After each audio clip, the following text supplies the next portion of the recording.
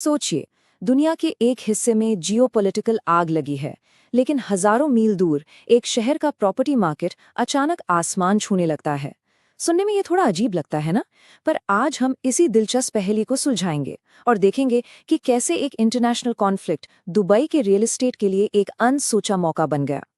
तो सवाल यही है, क्या वाकई कोई दूर दराज का संघर्ष किसी एक शहर के प्रॉपर्टी बाजार में जबरदस्त तेजी ला सकता है?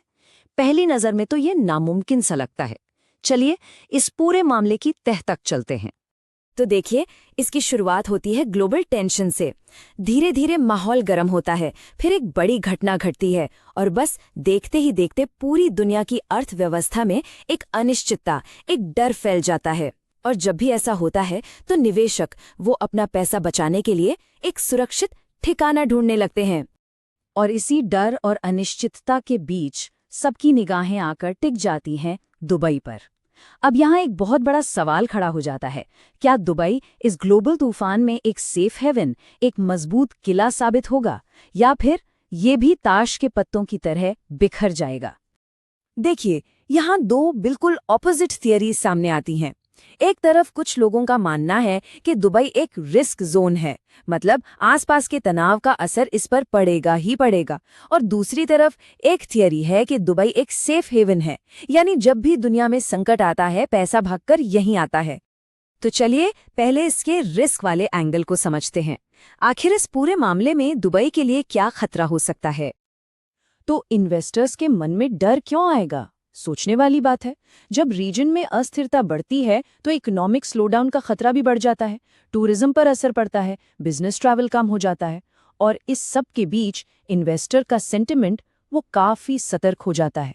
आखिर कोई भी अपना पैसा रिस्क में नहीं डालना चाहता। लेकिन कहानी का दूसरा पहलू भी है और वो काफी दिलचस्प है। इसे कहते हैं फ्लाइट टू सेफ्टी थ्योरी।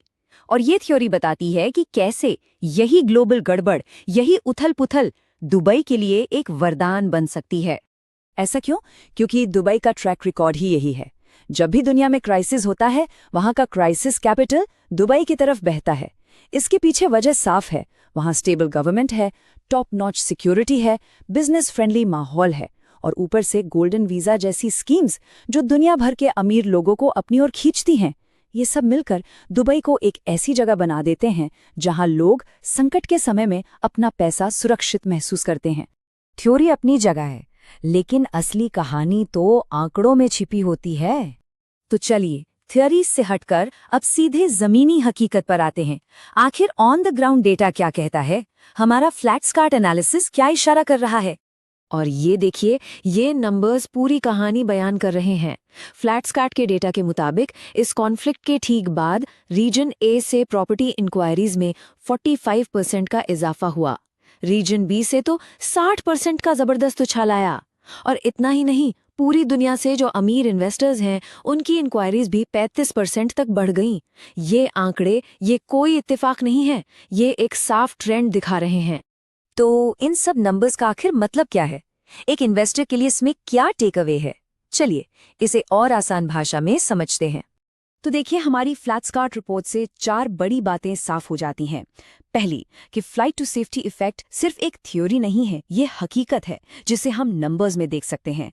दूसरी, सबसे ज्यादा इंटरेस्ट लग्जरी और हाई एंड प्रॉपर्टीज में दिखा है। तीसरी, ये बूम कुछ खास देशों के इन्वेस्टर्स चला रहे हैं। और चौथी और सबसे जरूरी बात, दुबई के मार्केट ने इस ग्लोबल संकट के बीच अपनी मजबूती, अपनी ताकत साबित कर दी है। जैसा कि हमारे फ्लैट स्कार्ट एनालिसिस में हमने पाया, ग्लोबल अनिश्चितता के दौर में दुबई का प्रॉपर्टी मार्केट सिर्फ टिका नहीं रहता, बल्कि यह स्थिरता की तलाश में आने वाले कैपिटल को आकर्षित करके अपनी ताकत साबित करता है। यह एक परफेक्ट एग्जाम्पल है कि कैसे एक संकट को अवसर में बदला जा सकता है। तो ये थी दुबई रियल एस्टेट की दिलचस्प कहानी। अगर आपको ये विश्लेषण पसंद आया और आप ऐसी ही और डेटा बेस्ड इनसाइट्स चाहते हैं तो फ्लैट स्कार्ट को लाइक, शेयर और सब्सक्राइब करना ना भूलें।